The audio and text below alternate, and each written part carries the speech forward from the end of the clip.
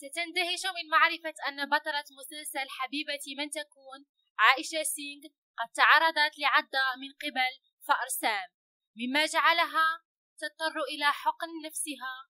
ما سمعتموه صحيح، شاهدوا الفيديو حتى النهاية حتى تتعرفوا على المزيد من التفاصيل.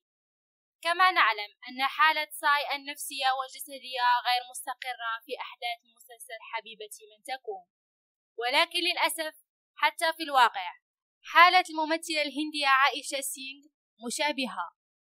صحة عائشة سينغ في هذه الأيام ليست على ما يرام، حيث تم الكشف عن هذه الحقيقة من قبل عائشة سينغ نفسها. عادت عائشة سينغ لعمل بث مباشر على صفحتها الشخصية، فخلال الاستراحة من تصوير العرض تفاعلت عائشة سينغ مع المعجبين. خلال هذا أجابت عائشة سينغ على العديد من الأسئلة. كانت عائشة سينغ تسعل بشدة أثناء التحدث. بدأ المعجبون يسألون عما إذ كانت مريضة. ردت عن هذا السؤال وأخبرت عائشة سينغ أنها تعرضت لعض من طرف فأر، حيث تدهورت صحة عائشة سينغ بسبب لدغة فأر، حتى أن عائشة أخذت حقن بنفسها لتتعافى من عضة فأر. صدم المعجبون عائشة سينغ بسماع ذلك.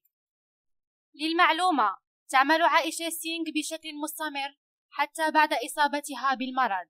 بالمناسبة، هذه ليست المرة الأولى التي تظهر فيها أخبار سيئة عن صحة عائشة سينغ، حيث أصيبت عائشة سينغ في يدها منذ وقت سابق. بعد ذلك كان على عائشة سينغ أن تمشي بجبيرة من الجبس. استمتعت عائشة سينغ كثيرا مع المعجبين. خلال الفيديو البث المباشر أخبرت عائشة سينغ مدى صعوبة عملها لجعل العرض أفضل في مثل هذه الحالة. نتمنى لها الشفاء العاجل ونثني على عملها الرائع وتفانيها فيه. तो यहाँ पे आके मतलब आम पे इधर छुरी जैसे बाइट किया, मेरी ऐसे नींद खुल गई, क्या हुआ भाई। एंड फिर चूहा भागा, फिर मैं भागी, फिर चूहा ऊपर, मैं ऊपर, शॉट के लिए बुलाया जा रहा है। प्लीज ऐसे प्लीज लाइव सब लोग बोलिए सही को जाओ जाओ शूटिंग करो। क्यों करो, चकल्लस करनी है ना, हमें तो शूटिंग करनी है। चप्पल चप्पल मिलने वाला। So this happened. चलेगा ऑटो ऑटो इसकी बात फनी ना, मैंने बताया सबको। मुझे चूहे ने काटा। बोला कि नहीं चूहे ने भांग खाई थी। भांग वाले चूहे ने काटा है। नहीं तो मेरी कफ सिरप्स वगैरह जो भी डोजेस मेरी चल रही है ना, वो हैवी चल रही है। मेरी स्लीपी। आदेश, हाय आदेश।